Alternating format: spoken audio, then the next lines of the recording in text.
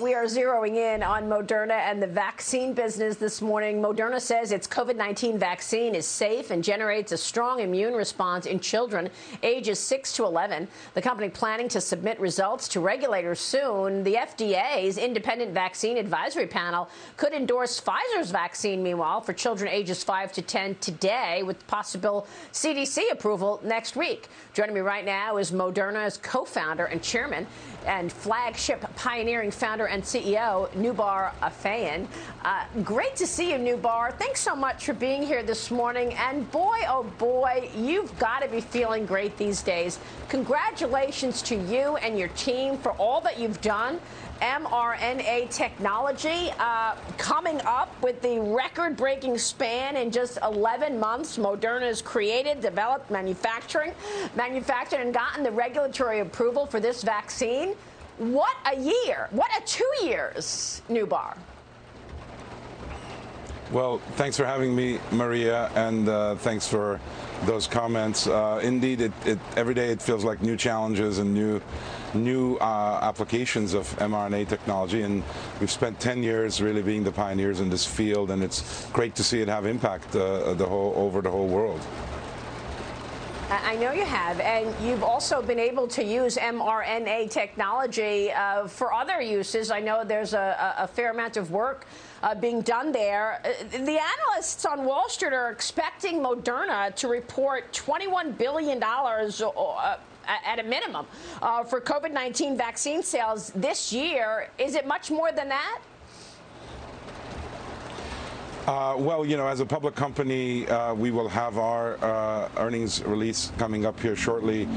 We have said publicly that we expect that we will produce and supply above 800 million, potentially up to 1 billion doses of our vaccine. Obviously, it's deployed in different ways across the world, but we definitely think that this will be a record year for us and a very strong basis for what's to come in the future as the world both gets more and more access to primary vaccine and, of course, the booster application in the developed countries begins to now take off with the EUA approval that we just received. Yeah, this is a real runway when you look at what's possible outside of the United States. Noubar, let me ask you about these booster shots. Gaining more traction, it could redefine how regulators and business and others are defining what's fully vaccinated. So will regulators consider the 2 Moderna shots, which is what I got, or is it going to be the 3 vaccine shots as being fully vaccinated? You know, Maria, we're a bit in uncharted territory. I think that the reason you see so many different expert views expressed is that we really aren't going to be sure except when we look in hindsight. Last time this level of devastation happened to our health globally, lost 5 million people, is probably well over 100 years ago. And so we just don't know how this virus is going to travel from being a pandemic all the way to potentially an endemic virus we have to get used to living with. If that's where it ends up, then it may well need an annual booster, potentially varying on a year-to-year or every few years basis as the virus varies, a little similarly to what we do with the flu vaccine. And so I think if we end up there will be a continuous need for boosting. Boosting gives us the antibodies that are the first line of defense in our body to either preventing or at least counteracting the virus getting into the body. Once it infects us, we have many other things our immune system does, and the initial vaccination will do a very good job of protecting us if we get infected. But at least in my personal case, I'd rather not be infected, and the best way we know not to be infected, at least from an immunology standpoint, is to have a reasonably high level of antibodies, which is what the booster does.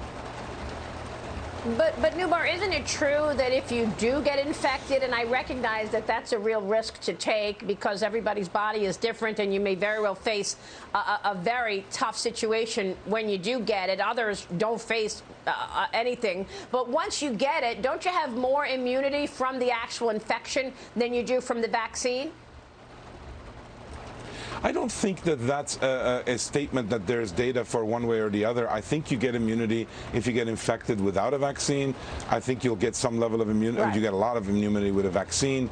But I don't know that that's a gamble people necessarily should want to take, because, Maria, as you mentioned, not only could the virus be threatening in the first infection, but we're learning more and more the long-term effects of this disease. And I think that's being underappreciated.